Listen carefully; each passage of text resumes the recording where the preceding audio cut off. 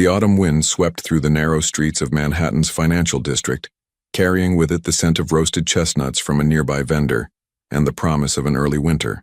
Fallen leaves, painted in shades of amber and crimson, danced along the sidewalks as the city transitioned from the chaos of rush hour to the sophisticated rhythm of evening dining. Lena Harper stood before the full-length mirror in the staff room of Luminosa, adjusting her black vest for what felt like the 100th time. The elegant Italian restaurant where she worked demanded perfection from its servers: crisp white shirts, perfectly knotted ties, and shoes polished to a mirror shine. She tucked a stray strand of her dark brown hair behind her ear, making sure every pin was secure in her neat bun. "You look fine, Lena. Stop fussing," came a voice from behind her.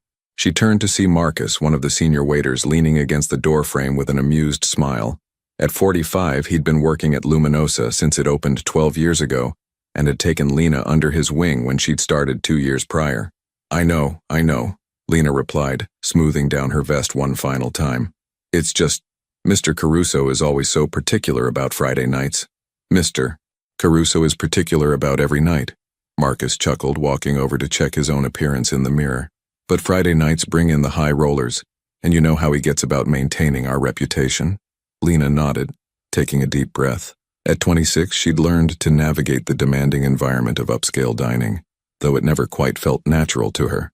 She'd grown up in a small town in Pennsylvania, where her parents had run a modest diner, the kind of place where everyone knew your name and the coffee was always fresh.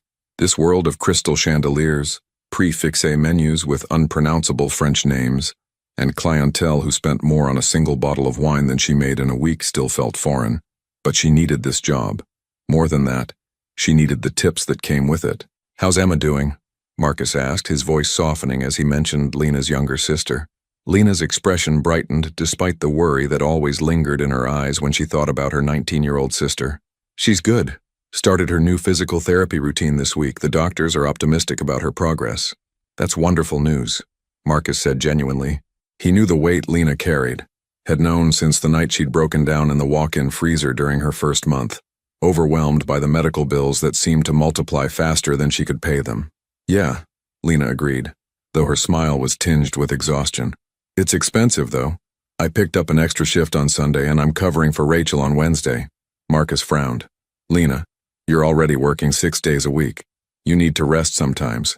"I'll rest when Emma's better," she replied, her tone gentle but firm.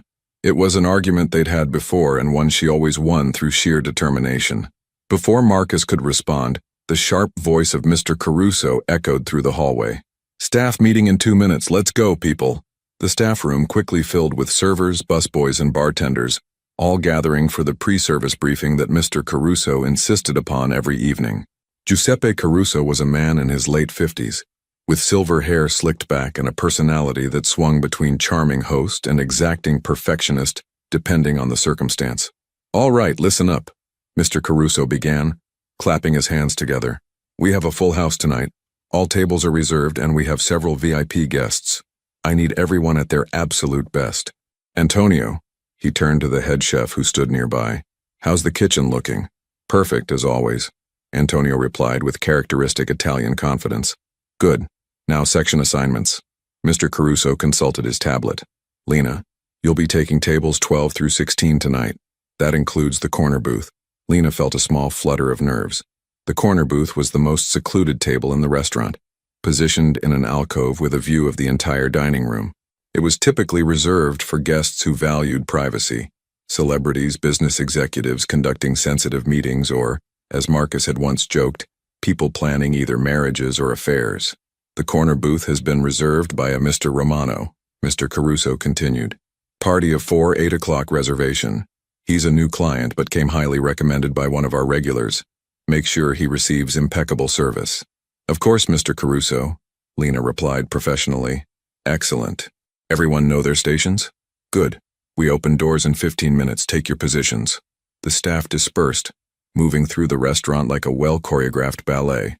Lena made her way to her section, checking each table setting with meticulous care. Water glasses positioned exactly 2 inches from the knife. Napkins folded in the signature Luminosa style. A standing fan that resembled a peacock's tail. Candles lit and burning evenly. The restaurant itself was a masterpiece of old-world elegance, Dark mahogany panels lined the walls, interspersed with paintings of the Italian countryside, rolling hills of Tuscany, the canals of Venice, the dramatic coastline of Amalfi. Crystal chandeliers cast a warm golden glow throughout the space, their light reflecting off the pristine white tablecloths and polished silverware. In one corner, a pianist sat at a gleaming black grand piano, running through scales as he prepared for the evening's performance. Through the large windows at the front of the restaurant, Lena could see the city settling into night. Office workers hurried past, eager to begin their weekends. A couple paused outside, studying the menu posted by the door before deciding it was beyond their budget and moving on.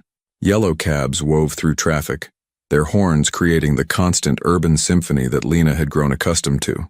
5 minutes, called out David, the maitre d', checking his watch. Lena positioned herself near her section, mentally reviewing the evening's specials. The butternut squash ravioli with sage brown butter, the pan-seared branzino with roasted fennel, the osso buco that Antonio swore was the best he'd ever created. She'd learned early on that knowing the menu inside and out wasn't just helpful, it was essential. Guests at Luminosa expected their servers to be knowledgeable, almost like culinary advisors. The front doors opened, and the evening began. The first hour passed in the typical flurry of activity. Lena greeted guests with her practiced smile, took orders with careful attention to detail, and navigated the kitchen's organized chaos with practiced ease. Her section filled quickly, a young couple celebrating an anniversary, a group of businesswomen enjoying a night out, an elderly man dining alone with a leather-bound book propped against the wine list. At 7:45, David approached her station. "Lena, your 8 o'clock is here early. I'm seating them now." She glanced toward the entrance and saw David leading a group of 4 men toward the corner booth. Even from across the restaurant, they commanded attention. 3 of them were large, broad-shouldered men who moved with the careful awareness of trained security personnel. Their suits were expensive, but couldn't quite hide the athletic builds beneath. But it was the 4th man who drew Lena's gaze. He was tall, perhaps 6'2", with dark hair touched with gray at the temples. His suit was impeccably tailored, the kind that whispered rather than shouted wealth. As he walked, there was a natural authority in his bearing, not the aggressive posturing of someone trying to prove their importance, but the quiet confidence of someone who'd never needed to. Vittorio Romano was 39 years old, though he carried himself with the gravitas of someone older. His face was handsome in a classical way, strong jaw, straight nose, eyes that were dark and assessing. But there were lines around those eyes, marks of stress and sleepless nights that no amount of money could erase. Lena took a steadying breath and approached the table as David finished seating the party. "Good evening, gentlemen," she said warmly. "Welcome to Luminosa. My name is Lena, and I'll be taking care of you this evening." 3 pairs of eyes barely acknowledged her, still scanning the restaurant with professional vigilance. But Vittorio's gaze met hers, and for a moment she felt oddly exposed, as if those dark eyes could see past her professional demeanor to the exhausted young woman beneath. "Good evening," Vittorio replied, his voice deep and measured, carrying just a trace of an accent, Italian but softened by years in America. "Thank you, Lena." The fact that he'd used her name, actually listened when she'd introduced herself, surprised her. In her experience, powerful men often looked through service workers as if they were invisible. "Can I start you off with something to drink?" she asked, falling back into the comfortable routine of her job. "We have an excellent wine selection, or perhaps some sparkling water." "Bring us a bottle of the Barolo," said one of the other men, his tone more command than request. But Vittorio raised a hand slightly, and the man immediately fell silent. "The lady asked me a question, Vincent. Let me answer." He turned back to Lena, and she caught the briefest hint of amusement in his eyes. "The Barolo sounds perfect. The 2015, if you have it." "We do," Lena confirmed. "Excellent choice. And would you like some sparkling water for the table as well?" "Please, San Pellegrino if you have it." "Of course, I'll bring those right out and give you a few minutes to look over the menu." As she walked toward the bar to place the wine order, Lena felt an odd prickle at the back of her neck, the sensation of being watched. She glanced back and found that Vittorio's attention had already returned to the menu, his expression thoughtful as he studied the offerings. Marcus caught her at the service station. "That's quite a table you've got there," he murmured, keeping his voice low. "What do you mean?" "The corner booth. I saw them come in. Those guys aren't just successful businessmen, Lena. Look at how they carry themselves, how they watch the room." Lena frowned. looking back at her table. Now that Marcus mentioned it, she could see what he meant. The three men surrounding Vittorio weren't relaxing into their evening. Their eyes constantly moved, cataloging exits, watching other diners, noting the staff's movements. Security? She guessed. Maybe. Or maybe something else. Marcus shrugged. Just be careful. Be professional. Don't ask questions. And definitely don't get involved in whatever business they're conducting. Marcus, I serve food and smile. That's literally my entire job description. I know. I'm probably being paranoid. But after 20 years in this industry, you develop an instinct for these things. The sommelier appeared with the bottle of Barolo, and Lena pushed Marcus's concerns to the back of her mind. She had a job to do, and whatever these men were or weren't was none of her business. When she returned to the table with the wine and water, the four men were engaged in quiet conversation that immediately ceased upon her arrival. Vittorio nodded his approval, and she went through the ritual of presenting the bottle, opening it, and pouring a small amount for him to taste. He swirled the wine in his glass, observing its color in the candlelight before taking a sip. Perfect, he said simply. Lena poured for the table, her movements practiced and elegant. Have you had a chance to look over the menu, or would you like a few more minutes? What do you recommend? Vittorio asked, and once again, she had the sense that he was genuinely interested in her opinion, not just making polite conversation. The osso buco is exceptional tonight, Lena replied. Our chef, Antonio, has been perfecting his grandmother's recipe for 30 years, and I think he finally got it exactly right. The meat falls off the bone, and the gremolata on top adds this perfect brightness. If you prefer seafood, the branzino is also beautiful, very light and delicate. You've tried both? One of the other men asked skeptically. The staff meal is one of the perks of working here, Lena replied with a slight smile. Antonio believes we should know what we're serving. Vittorio nodded appreciatively. I'll have the osso buco, and start us with the burrata and the carpaccio. The other men placed their orders, and Lena headed to the kitchen, inputting the order into the computer system. The restaurant had grown busier, the sound of conversation and clinking silverware filling the space. The pianist had begun his set, his fingers dancing across the keys in a rendition of Autumn Leaves that seemed perfectly suited to the evening. The next hour unfolded smoothly. Lena tended to all her tables, but she found herself particularly attentive to the corner booth. There was something about Vittorio Romano that intrigued her, though she couldn't quite articulate what it was. He was polite to her in a way that felt almost old-fashioned, standing slightly when she approached the table, saying, "Please," and "thank you," in a tone that suggested he actually meant it. The three men with him treated her with professional courtesy, but nothing more. They ate quickly, economically, their attention always divided between their meal and their surveillance of the restaurant. Vittorio, by contrast, seemed to savor his food, taking time with each bite, occasionally closing his eyes briefly as if to better appreciate the flavors. "How is everything?" Lena asked during one of her check-ins. "Excellent," Vittorio replied. "Your Antonio has indeed perfected his grandmother's recipe. Please give him my compliments."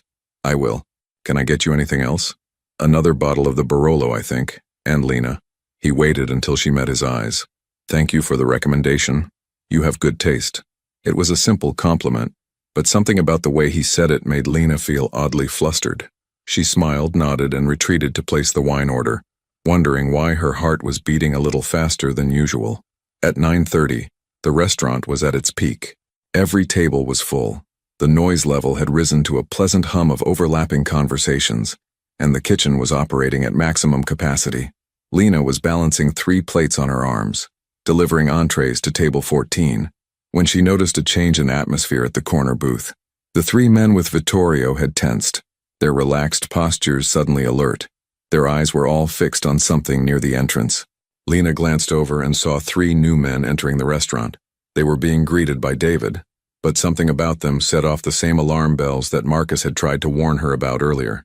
These men were younger, probably in their late 20s, wearing leather jackets that seemed out of place in Luminosa's elegant atmosphere.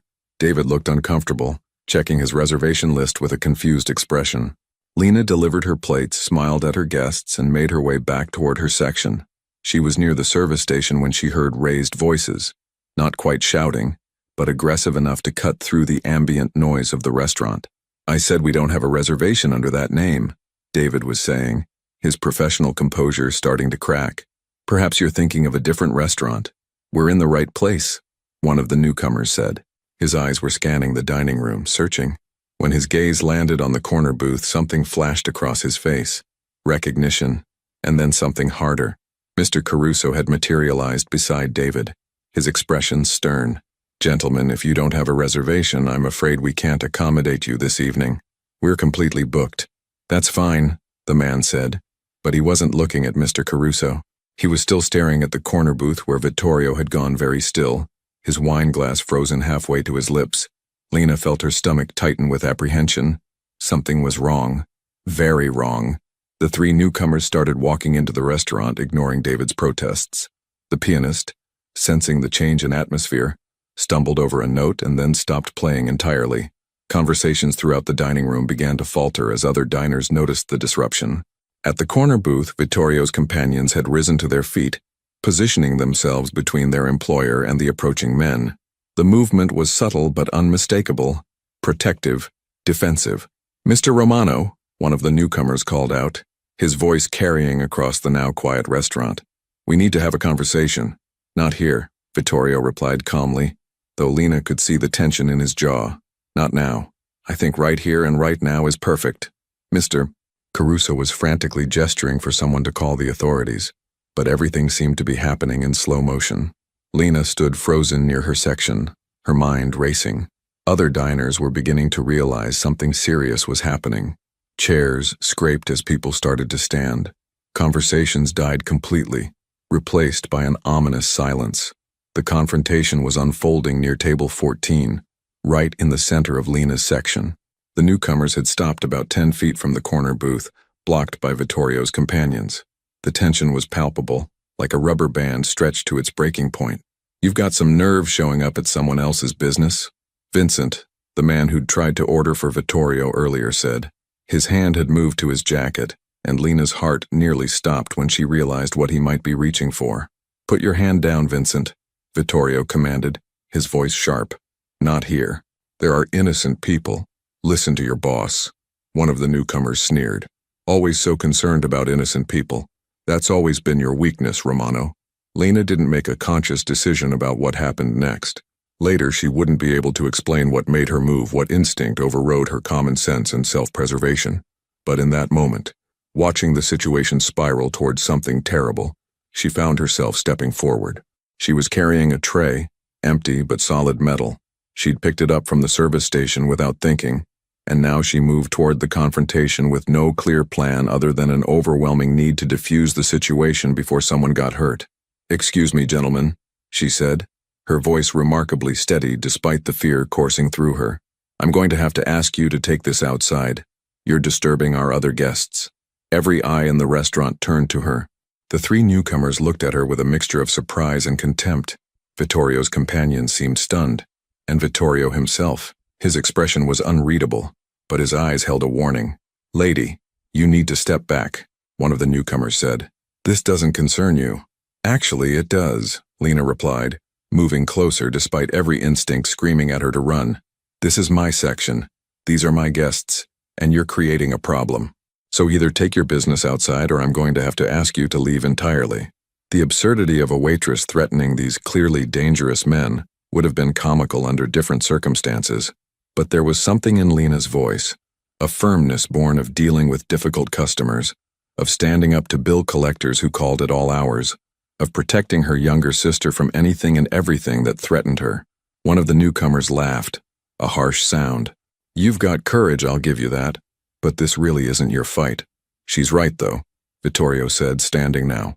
He moved around his companions, and Lena noticed he was deliberately positioning himself away from the other diners. "This isn't the place. You want to talk to me? Fine. But we do it outside, away from these people." For a moment, everything hung in balance. Then one of the newcomers made a movement. Fast, sudden. His hand went to his jacket and time seemed to fragment into horrible slow motion. Lena saw the motion, saw Vincent and the others react, saw the horror on nearby diners' faces as they realized what was happening, and without thinking, operating on pure instinct, she did something that made no logical sense whatsoever. She stepped between Vittorio and the danger, raising the metal tray like a shield, and shouted at the top of her lungs, "Stay behind me!" The next few seconds were chaos. There was a flash from across the room, not from the newcomers directly in front of them, but from someone else. A fourth person Lena hadn't even noticed near the entrance.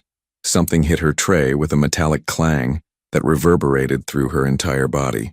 The force nearly knocked her backward, but strong hands caught her from behind. Vittorio, steadying her. Then suddenly the restaurant erupted into motion. People were screaming, diving under tables. The sound of breaking glass filled the air. More flashes came from near the entrance, but Vittorio's companions had formed a wall, returning defensive action that Lena's mind couldn't fully process. "Get down!" someone shouted. Vittorio pulled Lena behind the solid mahogany column that supported the corner booth, his body curving protectively over hers. She could feel his heart hammering against her back, could hear his harsh breathing in her ear. "What did you just do?" he said, his voice a mixture of disbelief and something that might have been anger. "What the hell did you just do?" Lena couldn't answer. She was shaking too hard, the adrenaline making her entire body tremble. In her hands, the metal tray had a distinct dent, not a through-and-through hole, but a clear impact point where something had struck it with tremendous force. The commotion lasted less than 30 seconds, though it felt like hours. By the time the immediate danger had passed, the newcomers had fled, and the restaurant was in complete disarray. Tables were overturned. Wine spilled across white tablecloths like blood. The beautiful chandelier swayed from where someone had grabbed it for balance. Diners huddled under tables or pressed against walls, some crying, others in shock. And in the corner, pressed against the mahogany column, Lena Harper stood with Vittorio Romano's arm still around her, both of them breathing hard, both trying to process what had just happened. Sirens wailed in the distance. Growing closer, Vittorio slowly released her, stepping back but keeping one hand on her shoulder as if to steady her, or perhaps to steady himself. When she turned to look at him, his face was pale beneath his olive complexion, his eyes wide with an emotion she couldn't quite identify. "You," he started, then stopped, seeming to struggle for words. "You stepped in front of me." I don't know why," Lena admitted, her voice shaking. I saw what was happening and I just moved." "Do you have any idea what could have happened? What almost did happen?" His hand tightened on her shoulder, and now she could identify the emotion in his eyes, fear, not for himself, but for her. "I'm okay," she said, though she wasn't entirely sure that was true. Her legs felt weak and the tray was still clutched in her white-knuckled grip. Vincent approached, his face grim. "Boss, we need to leave, now, before the authorities arrive and start asking questions we don't want to answer." Vittorio nodded but didn't immediately move. His eyes were still locked on Lena's face, searching for something. "Are you hurt? Did anything?" "I'm fine," she insisted, though her voice sounded distant to her own ears. "I'm fine. You should go. He's right." "Vittorio now," Vincent pressed. But Vittorio didn't move. Instead, he reached into his jacket, causing Lena to flinch involuntarily, and pulled out a business card. He pressed it into her hand, his fingers warm against her cold ones. "Call me," he said intensely. "Tomorrow. We need to talk." I don't think that's a good idea," Lena managed. "Please." The single word carried weight, urgency. "You may be in danger now, because of what you did, because you were seen helping me. I need to make sure you're protected." Before she could argue, he was gone, his companions ushering him toward a back exit that Lena hadn't even known existed. They moved with practiced efficiency, disappearing into the New York night just as the first police cruisers pulled up outside. Lena stood there, still clutching the dented tray in one hand and the business card in the other, as the restaurant descended into controlled chaos around her. Mr. Caruso was trying to calm the diners. Marcus rushed over to check on her, his face etched with concern. David was talking rapidly to the first officers through the door, but Lena barely registered any of it. She was staring at the card in her hand, at the simple name embossed in elegant script, Vittorio Romano, followed by a phone number and nothing else. Lena, are you all right?" Marcus was gripping her arms, peering into her face with worry. "I think so," she whispered. "What were you thinking? You could have been seriously hurt." "I don't know. I wasn't thinking. I just reacted." An officer approached, notebook in hand, and Lena knew she was about to spend the next several hours answering questions she didn't fully understand herself. But even as she let Marcus guide her to a chair, Even as the officer began asking her to recount everything she'd seen, one thought kept circling through her mind. She had stepped between a dangerous man and danger itself, had shouted, "Stay behind me," to someone who clearly lived in a world where he was usually the one protecting others. And in that instant, in that impossible moment, something had shifted between them. A connection forged in crisis. Recognition between two souls who should never have met, but now couldn't unknow each other's existence. The night that was supposed to be ordinary had become extraordinary.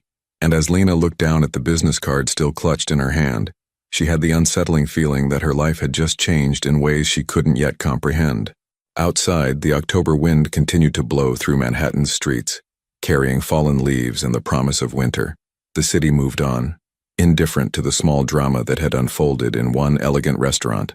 But for Lena Harper and Vittorio Romano, nothing would ever be quite the same again. The corner booth sat empty now, wine glasses still half full, the abandoned meal a testament to how quickly normalcy could shatter.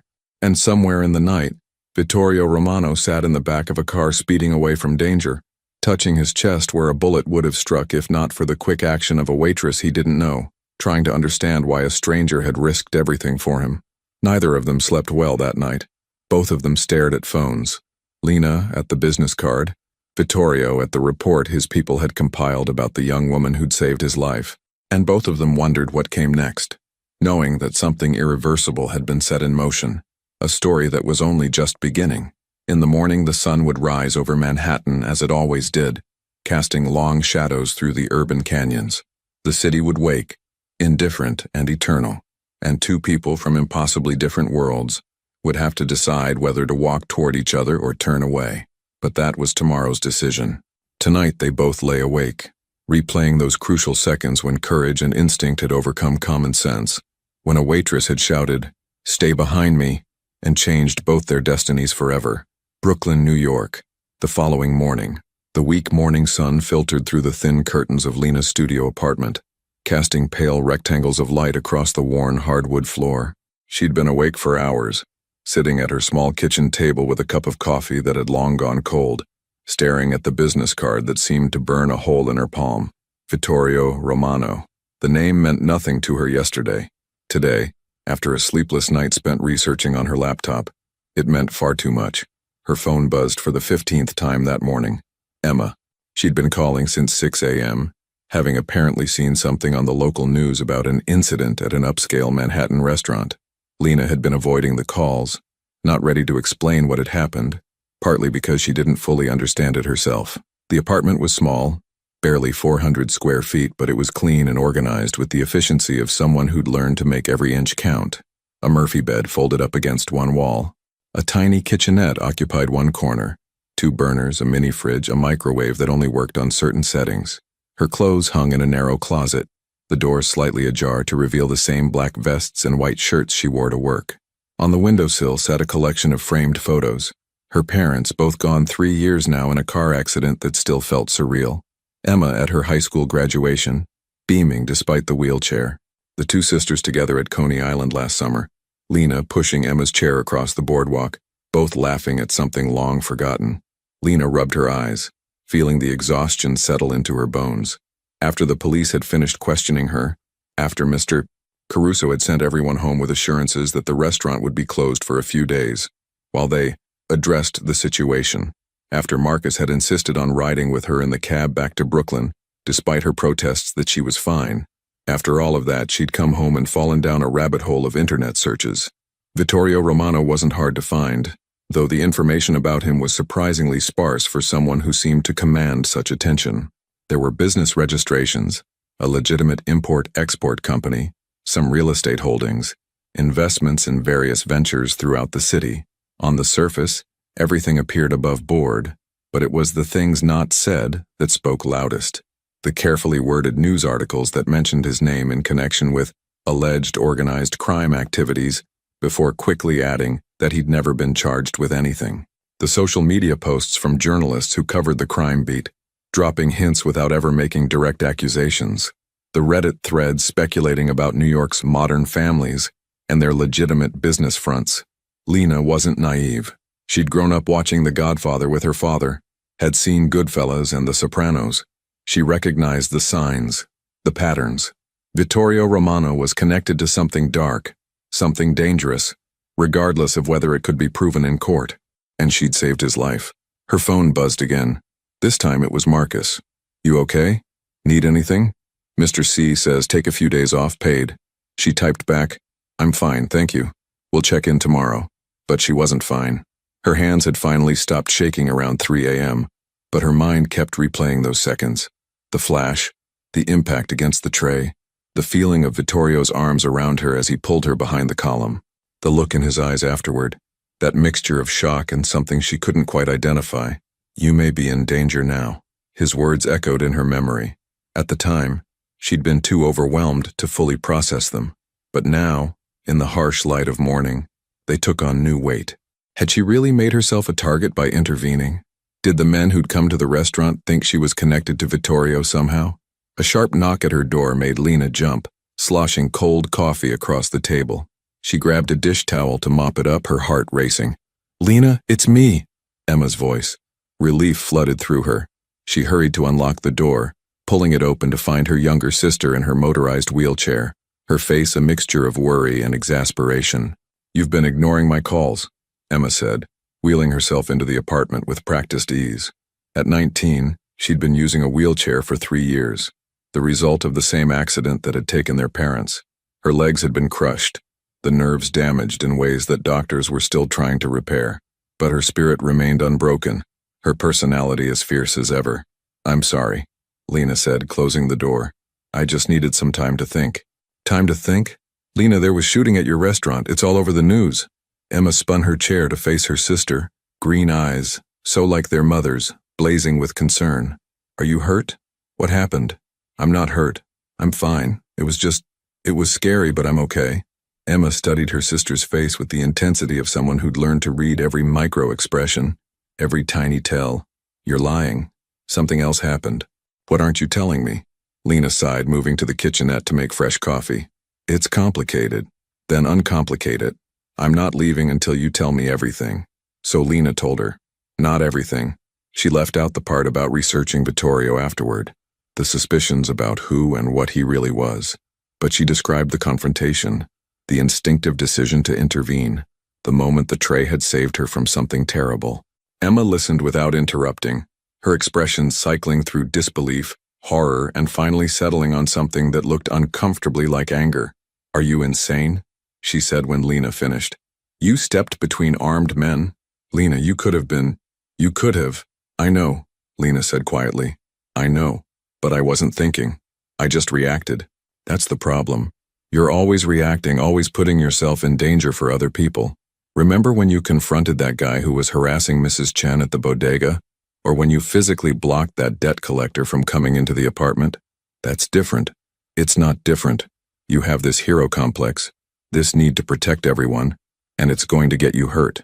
Emma's voice cracked with emotion. "I can't lose you too, Lena. I can't. You're all I have left." Lena knelt beside her sister's chair, taking her hands. "You're not going to lose me. I promise." "You can't promise that. Not after last night." Emma squeezed her sister's hands, tears welling in her eyes. "Who was this man, anyway? The one you protected?" Lena hesitated, then retrieved the business card from the table. "He gave me this. Asked me to call him." Emma studied the card, then looked up sharply. "Romano? Lena, I've heard that name. There was a documentary on Netflix about organized crime in New York, and they mentioned—" "I know," Lena interrupted. "I looked him up. And you're still considering calling him? He said I might be in danger, that because I helped him, the people who came after him might come after me." Emma's face paled. "Oh God. Lena, we need to call the police. We need to tell them." "Tell them what? That I'm afraid of hypothetical threats from people I can't identify?" "Emma, I already gave the police my statement. There's nothing more they can do unless something actually happens." "So what? We just wait around for something to happen?" "No, I don't know." Lena stood, pacing the small space. "Maybe I should call him, hear what he has to say." "Absolutely not," Emma said firmly. "Lena, this man is dangerous. Whatever world he lives in, it's not ours. You did a brave thing, maybe a stupid thing, but it's over now. You walk away, we both walk away, and we pretend last night never happened. What if he's right, though? What if I am in danger? Then we go to the police. We don't go to a criminal for protection from other criminals. They argued back and forth for another hour, Emma pleading for Lena to stay far away from Vittorio Romano, Lena torn between her sister's practical concerns and a gnawing worry that maybe, just maybe, she'd stumbled into something she couldn't simply walk away from. Finally, Emma had to leave for her physical therapy appointment. Before she went, she gripped Lena's hand one more time. "Promise me you'll think about this. Really think about it. Don't make any impulsive decisions." "I promise," Lena said, meaning it. After Emma left, the apartment felt even smaller, the walls pressing in. Lena tried to distract herself, cleaning, though everything was already clean, attempting to read a book she'd started weeks ago, scrolling mindlessly through social media. But her eyes kept drifting back to that business card. Around 2 p.m., her phone rang. Unknown number. She almost didn't answer, but something made her thumb hit the accept button. "Hello? Miss Harper?" The voice was unfamiliar, professional, with a slight accent. "My name is Vincent. We met last night, briefly. Mr. Romano would like to speak with you if you're willing." Lena's grip tightened on the phone. "How did you get this number?" "Mr. Romano has resources. Please don't be alarmed. This is simply a courtesy call. He's very concerned about your safety and would like to ensure you're protected." "I'm fine. I don't need protection. With respect, Miss Harper, you may not be the best judge of that. The situation last night was complicated. There are people who may misunderstand your involvement, who may see you as having chosen a side. Mr. Romano simply wants to talk, to explain the situation and offer his assistance if needed. I appreciate that, but I'm not interested in getting further involved in whatever this is." There was a pause. "Miss Harper, I understand your reluctance, but consider this. Whether you want to be involved or not, you already are. The question is whether you face that reality with support or without it." The word sent a chill down her spine. "Are you threatening me?" "Absolutely not," Vincent said quickly. "I apologize if it came across that way. I'm simply trying to be honest with you about the situation. Mr. Romano is genuinely concerned. He's at his office in Midtown. He'd like to meet with you this afternoon, briefly, just to talk. No obligations, no pressure, just a conversation." Lena's mind raced. Every rational part of her brain screamed to hang up, to block the number, to pretend this conversation never happened. But another part, the part that had made her step in front of danger last night, wondered if running away was actually the safer option. "I need to think about it," she said finally. "Of course. I'll text you the address. If you decide to come, just show up anytime before 6. If you don't, that's your choice and you won't hear from us again." He hung up before she could respond. Within seconds, a text arrived with an address in Midtown Manhattan. Lena stared at it, her thumb hovering over the delete button. Emma's voice echoed in her head. "You walk away, we both walk away, and we pretend last night never happened." Oh, but could she? Could she really just pretend none of this had happened? And what if Vincent was right? What if she was already involved whether she wanted to be or not? She thought about Emma, about the medical bills that never stopped coming, about the physical therapy that was finally showing progress after months of frustration. She thought about her parents, about how her father had always taught her to face problems head-on rather than running from them. She thought about the look in Vittorio's eyes last night, that moment of genuine concern when he'd asked if she was hurt.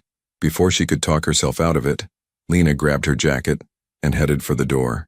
Midtown Manhattan. Early afternoon. The address led Lena to a sleek glass and steel building in the heart of Midtown, the kind of place where everyone in the lobby wore designer suits and spoke in hushed, important tones. The directory listed Romano Import-Export on the 15th floor. She almost turned around 3 times on the elevator ride up, but each time something made her stay, made her keep riding toward whatever waited above. The 15th floor opened into a surprisingly tasteful reception area. Modern art on the walls, abstracts that probably cost more than Lena made in a year, leather furniture arranged around a glass coffee table with fresh flowers. Behind a sleek desk sat a woman in her 40s, professionally dressed, who looked up with a welcoming smile. "Miss Harper?" she asked. "Mr. Romano is expecting you. Please follow me." They walked down a hallway lined with windows overlooking the Manhattan skyline. Through open doors, Lena glimpsed offices where people worked at computers, talked on phones, looked for all the world like employees at any other legitimate business. But she noticed the security cameras, the subtle bulge under the jacket of a man standing near the emergency exit. the way people's eyes tracked her as she passed, professional but assessing. The receptionist stopped before a set of double doors at the end of the hall. "Go ahead in," she said warmly. "Can I get you anything? Coffee? Water?" "I'm fine, thank you." The woman knocked once, then opened the door, gesturing for Lena to enter. The office was large, with floor-to-ceiling windows providing a panoramic view of the city. But unlike the ostentatious displays of wealth Lena had expected, the space was relatively modest. A solid wood desk, clearly antique but not flashy. Bookshelves lined with actual books, their spines worn from reading. A sitting area, with comfortable chairs arranged around a low table. Vittorio stood by the windows, his back to the door, hands clasped behind him. He wore dark slacks and a white dress shirt, sleeves rolled to his elbows. When he turned, Lena was struck again by the intensity of his presence. Not aggressive, but commanding in a way she couldn't quite articulate. "Miss Harper," he said, and relief was evident in his voice. "Thank you for coming. I wasn't sure you would."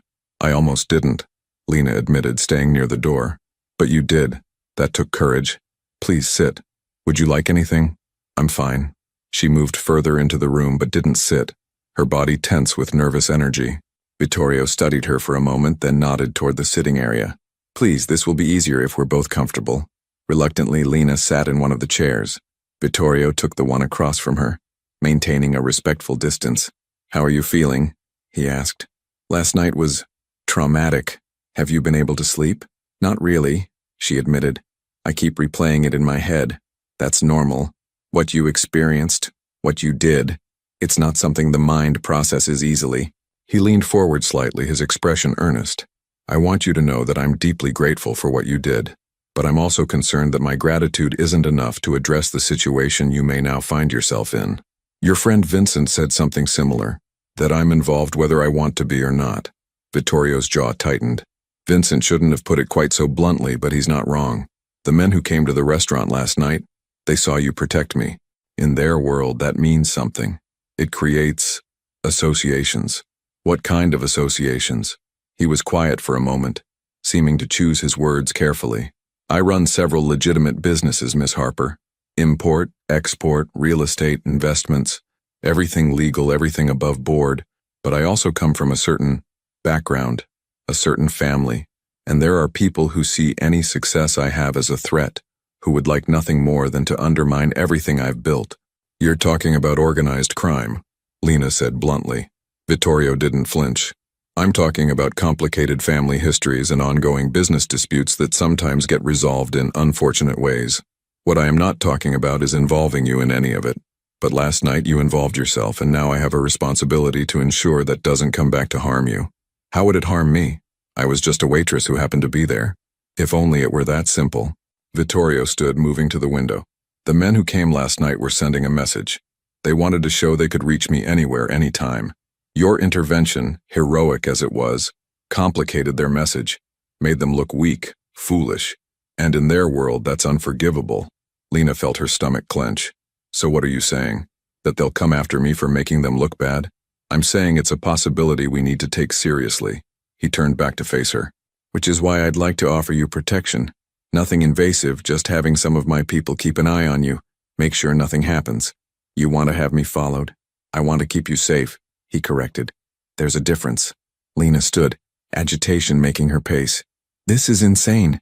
Yesterday I was just a waitress. Today I'm supposedly in danger from organized criminals? How did my life become this?" "You made a choice," Vittorio said quietly. "A brave, selfless choice that saved my life. I can't undo that choice, and honestly, I'm grateful you made it. But I can try to minimize the consequences. And what do you get out of it? What's in this for you?" The question seemed to surprise him. "Peace of mind, I suppose. The knowledge that an innocent woman isn't suffering because of me. That's it? Just peace of mind? What else would there be?" Lena stopped pacing, studying his face. "I don't know. I've spent half the night trying to figure out what you want from me. Why you'd care what happens to some random waitress." "You're not random," Vittorio said, and there was something in his tone that made Lena's breath catch. "You're someone who risked everything for a stranger. That's rare. That's worth protecting." They stood there, the afternoon sun streaming through the windows, the sounds of the city muted by distance and glass. In that moment, Lena felt the weight of a decision settling over her. Accept his help and step further into this world she didn't understand, or walk away and hope that Vincent's warnings were overstated. I need to think about this, she said finally. Of course, take all the time you need. He reached into his desk and pulled out a different card, this one with a phone number written in pen on the back. This is my personal number. Not many people have it. If you need anything at all, call me directly. Lena took the card, their fingers brushing briefly. Why are you doing this? Because someone should have done it for me once, he said cryptically. Because good people deserve protection. Because you saved my life and that means something to me. I should go, Lena said, suddenly feeling overwhelmed. Let me have Vincent drive you home. I can take the subway. Please, humor me. She wanted to argue, but the exhaustion was catching up with her. Fine, but just this once. As Vittorio walked her to the door, he paused. Miss Harper, Lena, if I may. I meant what I said. You did something extraordinary last night. Don't let anyone, including yourself, diminish that. The ride back to Brooklyn was quiet, Vincent respecting her need for silence. But as Lena sat in the back of the expensive car, watching the city blur past, she couldn't stop thinking about the choice before her. She'd stepped into Vittorio Romano's world last night without meaning to. Now she had to decide. Step back out, or move forward into uncertainty. When she got home, Emma was waiting, her face tight with worry. Where were you? Lena looked at her sister, at the person who depended on her, who needed her to make smart, safe decisions. I went to meet him, she admitted. Emma's face fell. Lena, no. Tell me you didn't. I had to know. I had to understand what I'd gotten myself into. And? Lena pulled out the card with Vittorio's personal number, staring at it like it held the answers to questions she hadn't yet figured out how to ask. And I still don't know, she whispered. I still don't know. Outside, the autumn afternoon faded toward evening, and somewhere across the city, Vittorio Romano stood at his office window, thinking about the young woman who'd shouted, "Stay behind me," and wondering how to protect someone who didn't yet understand she needed protecting. Lena had convinced herself she wouldn't call the number. For 3 days, she'd gone about her routine, or tried to. The restaurant remained closed while Mr. Caruso dealt with repairs and security consultations. Lena spent her mornings at the laundromat, her afternoons helping Emma with exercises the physical therapist had assigned, her evenings staring at her laptop, applying for temporary positions to cover the lost income. The card with Vittorio's personal number stayed in her wallet, a constant weight she couldn't ignore. Emma had made her position clear. Stay away, let it go, move forward. Marcus called daily to check on her. Each conversation a gentle reminder that she'd done nothing wrong and owed Vittorio Romano nothing.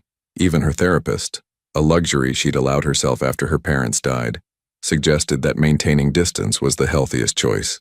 But on the third night, everything changed.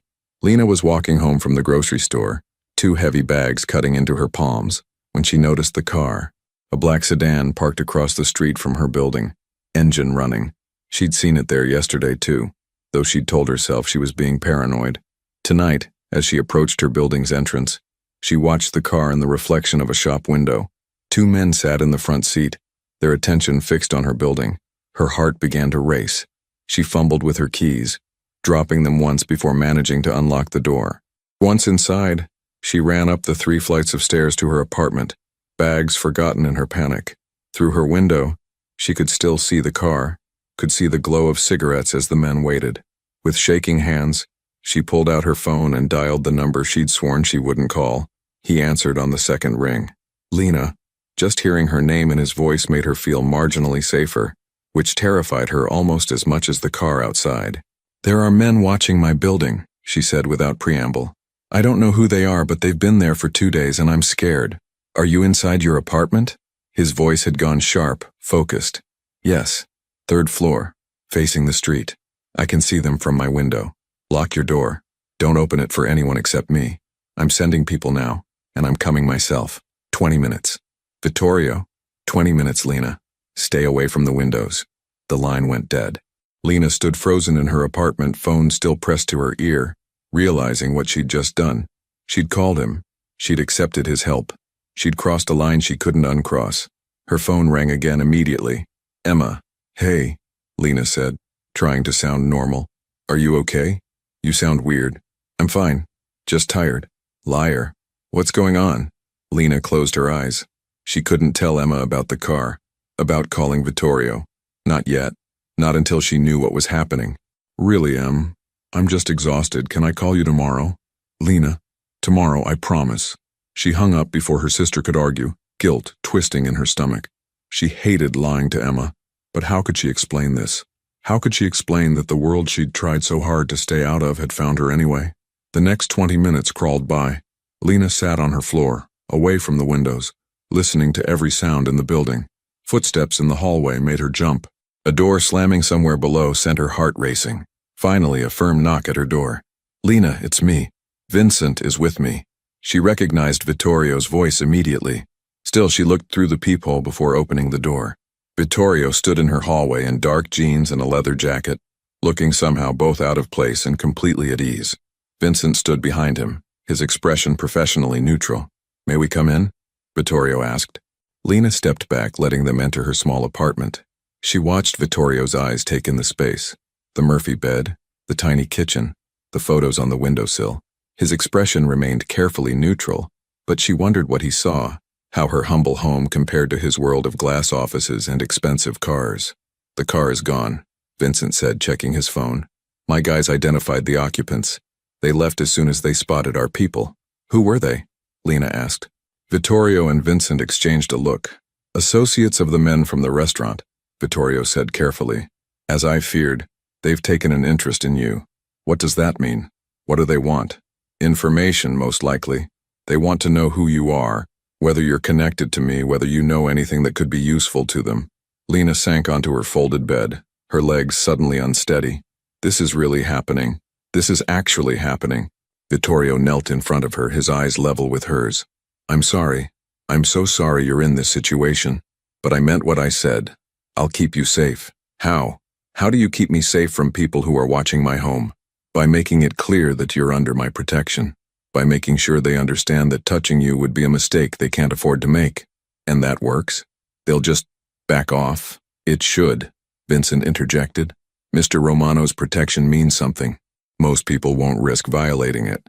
Most people, Lena repeated. But not all. Vittorio's jaw tightened. Which is why we need to take additional precautions. At least temporarily. What kind of precautions? I have a house in the Hamptons.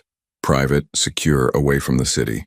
I'd like you to stay there for a week or two just until we can resolve the situation and ensure these people understand you're not a target. Lena stood abruptly, moving away from him. You want me to leave my home? My sister is here. My life is here. Your life is also in danger here, Vittorio said firmly, standing as well. I understand this is asking a lot. Asking a lot? You're asking me to uproot my entire life because I made one impulsive decision. You're right, he said, and the acknowledgement took the wind out of her sails. You're absolutely right. This isn't fair. None of this is fair. But fair or not, it's the reality we're dealing with. Lena turned to the window, looking down at the street where the car had been. The space was empty now, but the violation remained. The knowledge that strangers had been watching her, cataloging her movements, deciding whether she was a threat or an opportunity. What about Emma? She asked quietly. If they've been watching me, they know about her. What if they try to use her to get to me? We've already placed protection on your sister, Vincent said. Discreet surveillance, but she's covered. Lena spun around. You're already watching my sister without asking me. To protect her, Vittorio said. Not to invade her privacy. My people are keeping their distance, just making sure she's safe. I should have told you, and I apologize, but when I learned these men were watching you, I couldn't risk them expanding their focus. Lena wanted to be angry, wanted to rage at him for making decisions about her family without her consent. But underneath the anger was a horrible gratitude, because he was right. If something happened to Emma because of her, Lena would never forgive herself. I need to think, she said. I need time to process this. Of course. But Lena, Vittorio moved closer, though he maintained a respectful distance. Don't take too long. These men won't wait for you to feel comfortable with your decision. How long do I have? Tonight. Maybe tomorrow morning. After that, I can't guarantee your safety here. The ultimatum hung in the air between them. Lena looked around her apartment. Small, shabby, but hers. The place she'd built after losing everything. The sanctuary she'd created through sheer determination and endless shifts at Luminosa.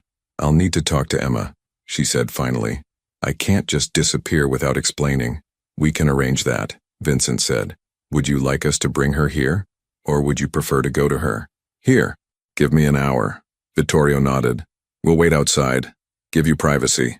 As they turned to leave, Lena called out, Vittorio? He paused at the door. Why are you doing this? Really? And don't tell me it's just gratitude or guilt. There's something else. I can see it. For a long moment, he didn't answer. Then, because once, when I was younger, I watched someone get hurt because they helped my family.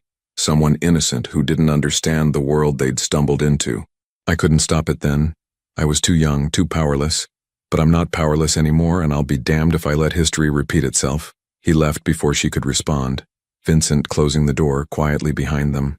Lena stood alone in her apartment, the weight of impossible decisions pressing down on her shoulders. Then she picked up her phone and called her sister. 1 hour later, Emma wheeled into the apartment with fire in her eyes.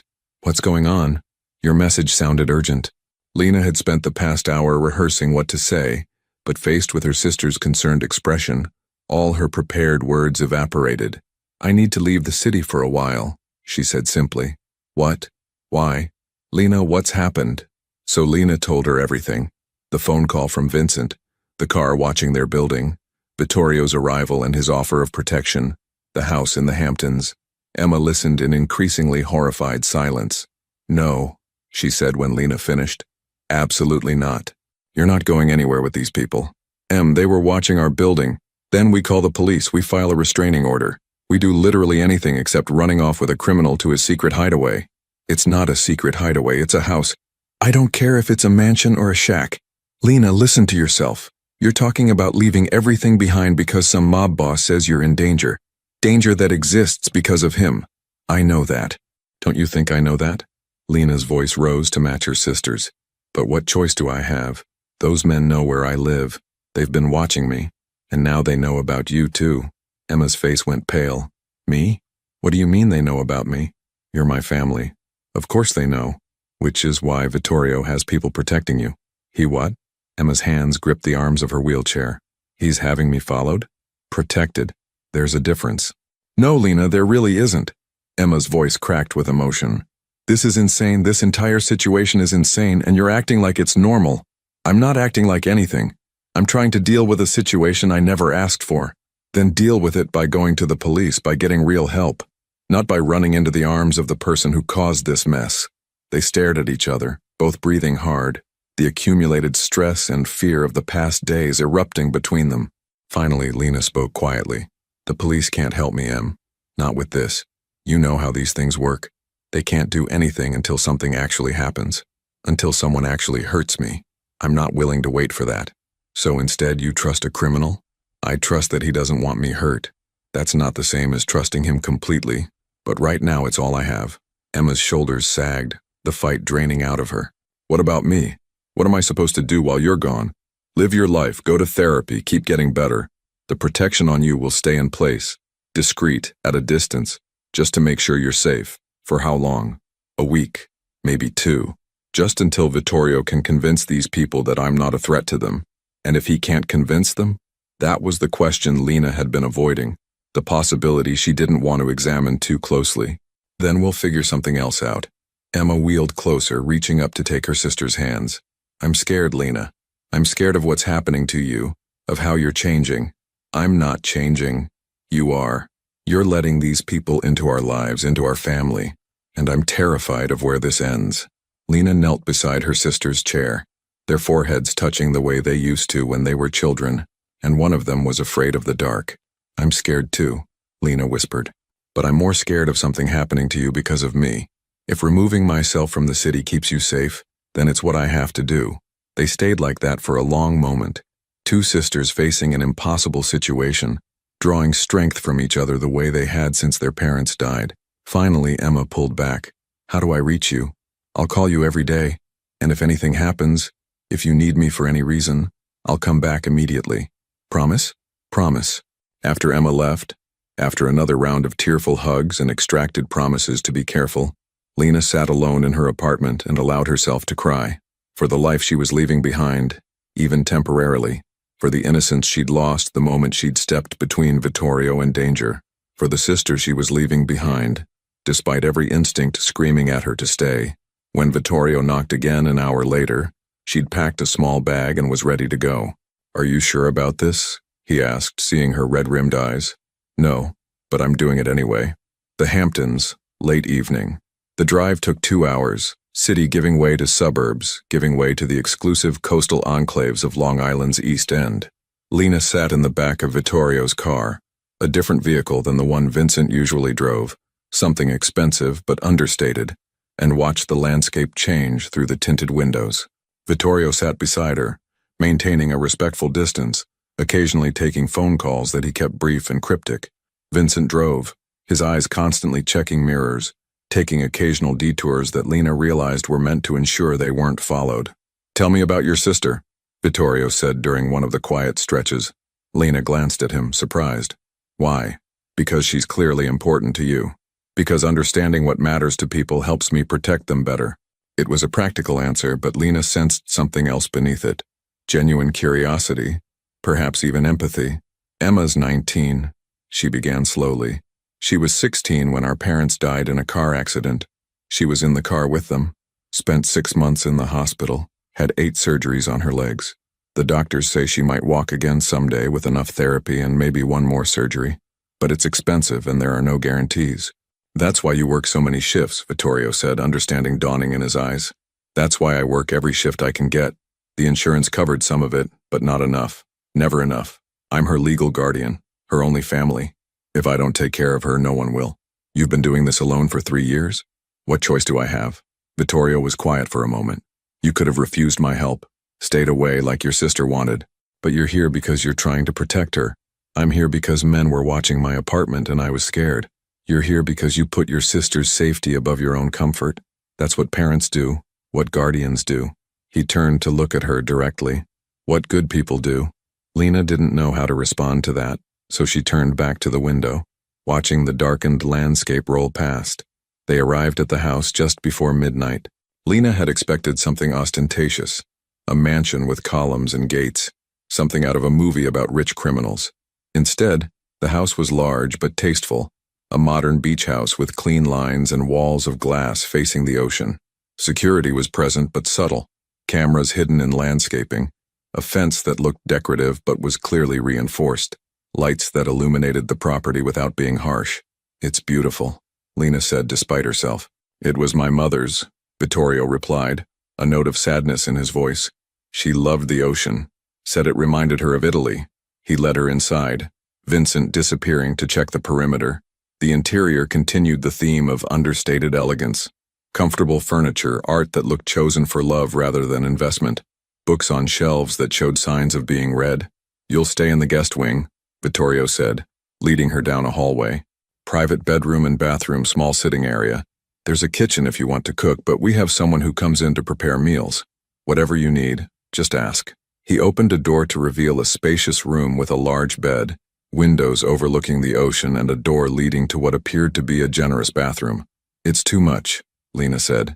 "It's necessary. You'll be here for at least a week, possibly longer. You should be comfortable." "Vittorio," she set down her bag, turning to face him. "I need you to be honest with me, really honest. How much danger am I actually in?"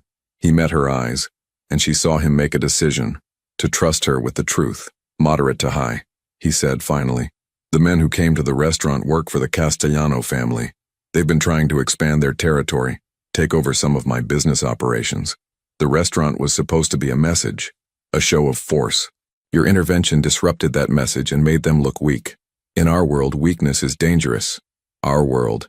You keep saying that, but you also keep insisting you're just a legitimate businessman." A ghost of a smile crossed his face.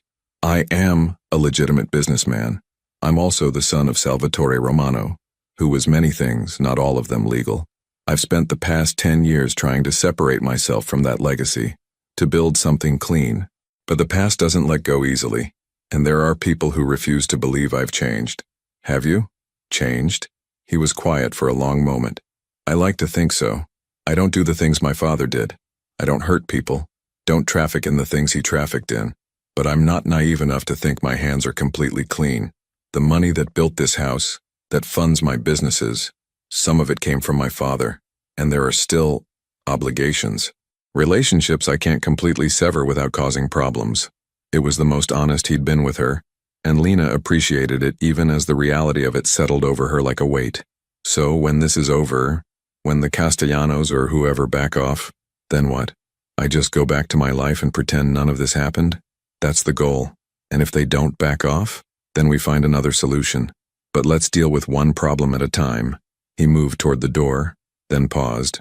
Lena, I know this is overwhelming. I know you have every reason not to trust me, but I meant what I said. I will keep you safe, whatever it takes. After he left, Lena sat on the edge of the bed, looking around the beautiful room that felt like a gilded cage. Through the windows she could hear the ocean, constant and indifferent to human drama. She pulled out her phone and texted Emma, I'm here. I'm safe. Love you. The response came immediately. Love you too. Please be careful. Lena set the phone aside and lay back on the bed, exhaustion finally catching up with her.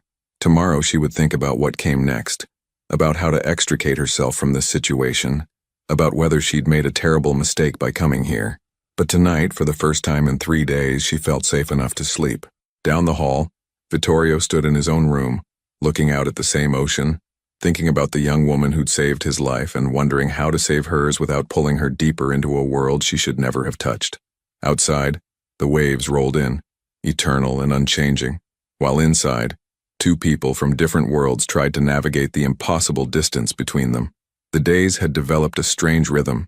Mornings, Lena walked the beach alone while Vittorio worked from his home office.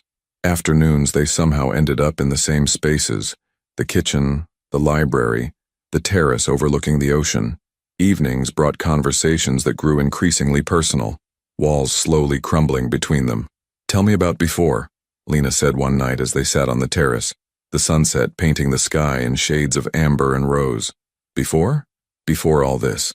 When you were young, when you still had choices. Vittorio was quiet, swirling wine in his glass. I was 8 when I realized my father wasn't like other fathers. 12 when I understood what that meant. 16 when I tried to leave. He looked at her. He found me in Boston, brought me home, said family was everything, that I couldn't escape my blood. But you tried again. At 22, lasted almost a year in California, working construction, trying to be nobody. Then my father got sick. My mother begged me to come home. His voice roughened. He died 6 months later, and suddenly I was responsible for everything. Everyone. You could have walked away. Could I? He turned to her. 50 people worked for my father. Families depended on that income. Rivals were circling, ready to tear apart everything he'd built. Walking away would have meant abandoning all of them. Lena understood duty, understood impossible choices made for family. So you stayed.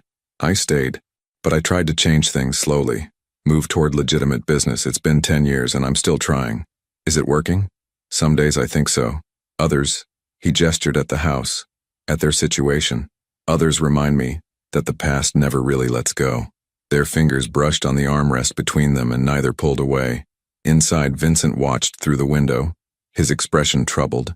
He pulled out his phone and made a call. We have a problem, he said quietly. He's getting attached, and so is she. The voice on the other end responded, and Vincent's jaw tightened. Yeah, I know what that means. I'll handle it. But some things couldn't be handled. Some connections, once formed, couldn't be broken by logic or danger or the weight of 2 incompatible worlds.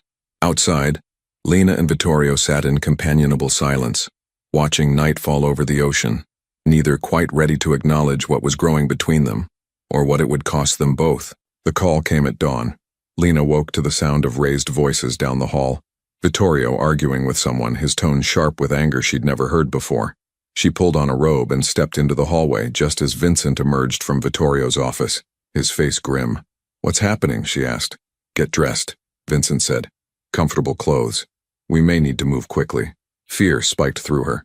Vincent, just do it, please. 10 minutes later, she found Vittorio in the kitchen, phone pressed to his ear, his free hand gripping the counter so hard his knuckles had gone white. When he saw her, he ended the call. The Castellanos made a move, he said without preamble.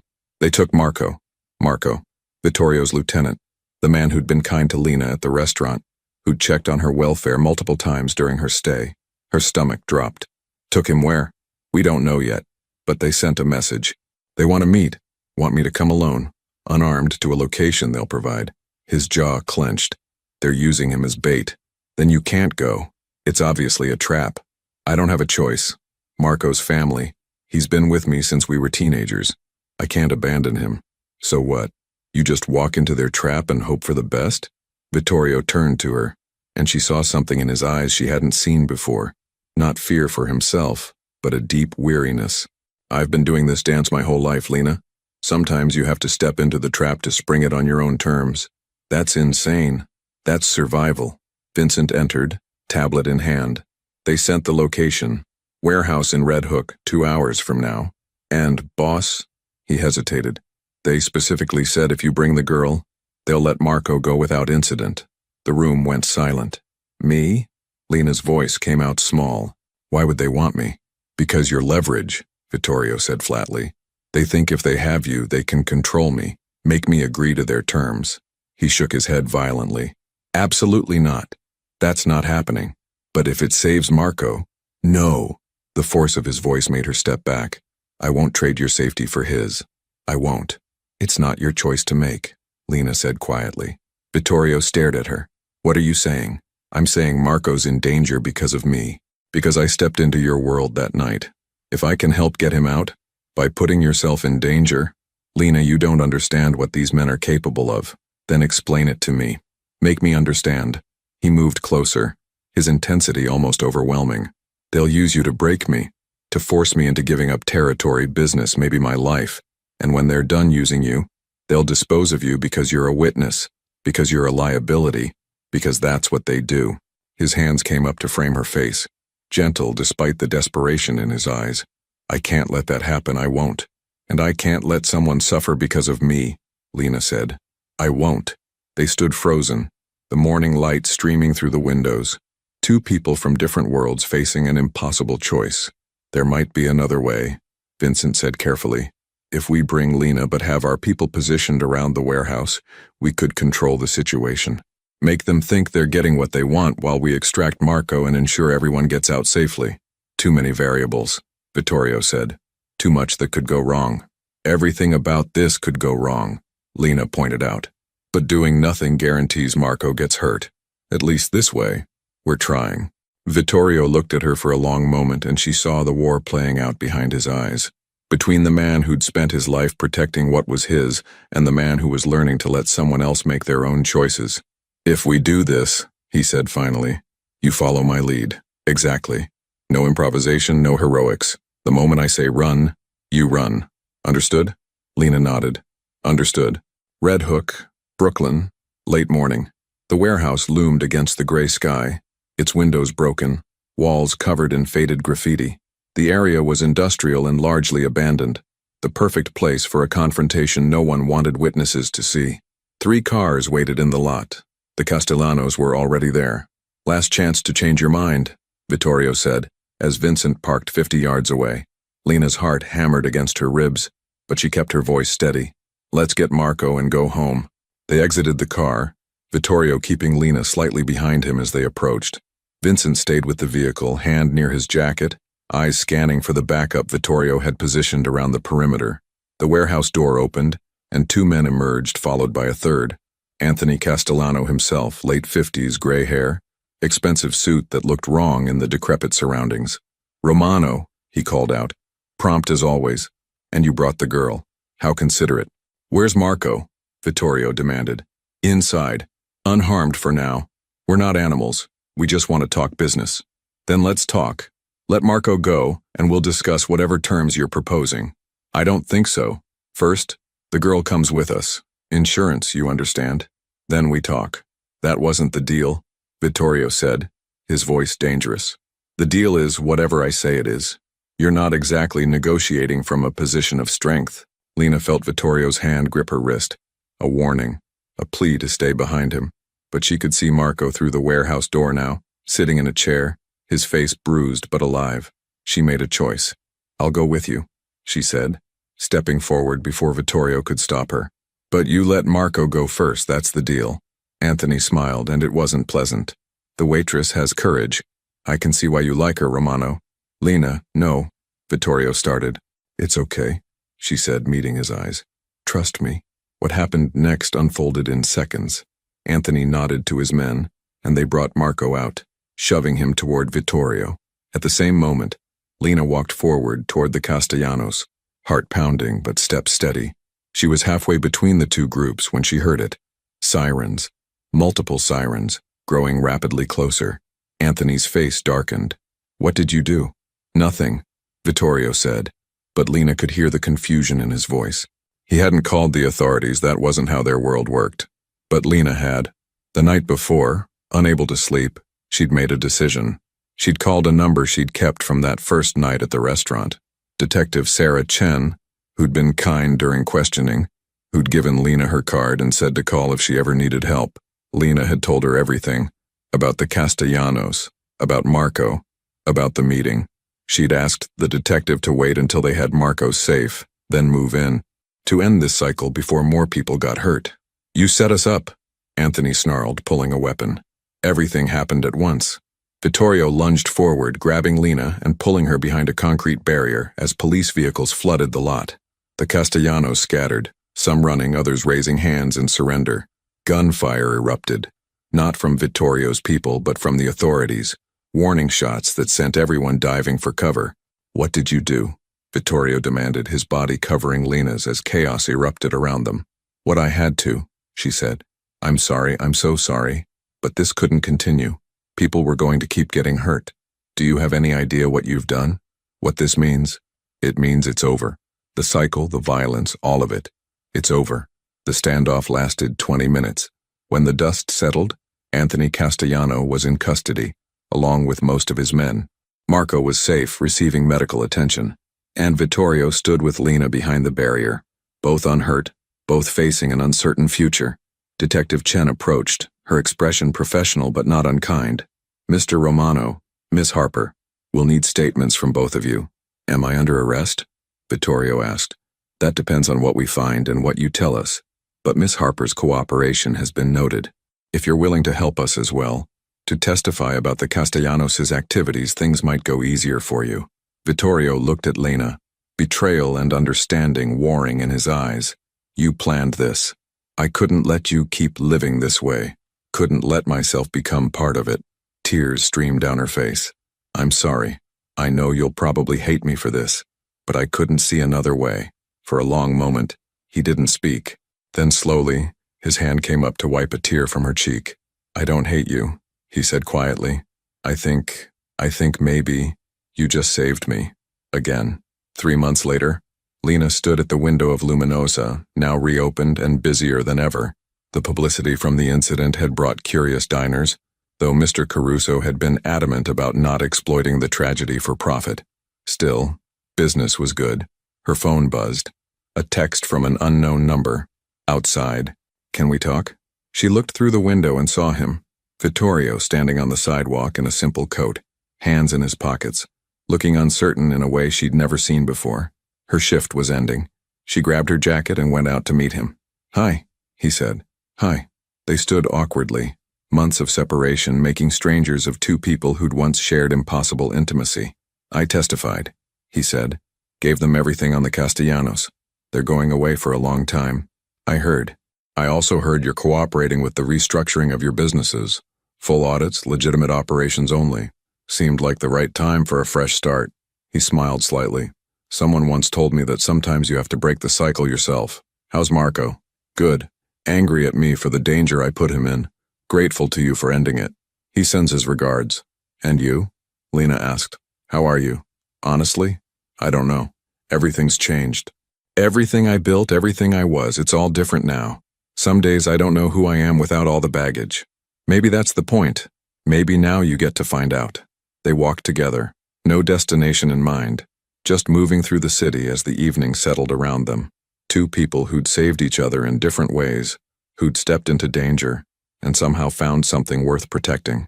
"I don't know if we can make this work," Vittorio said eventually. "Our worlds are still different. There are things in my past that will always complicate things." "I know," Lena said. "But maybe we don't have to decide everything right now. Maybe we just see what happens. Take it one day at a time." He stopped walking, turning to face her. "I'd like that, if you're willing to take the risk. I stepped in front of a bullet for you," Lena reminded him with a small smile. "I think I can handle a little uncertainty." They stood on a Brooklyn street corner as the city moved around them. Constant, indifferent, eternal. Two people from different worlds finding their way toward something new. Not a fairy tale ending, but something real. Something earned. "Stay behind me," Vittorio said softly, and she heard the echo of her own words from that first night. "No," Lena replied, taking his hand. "This time, we walk forward together." And they did.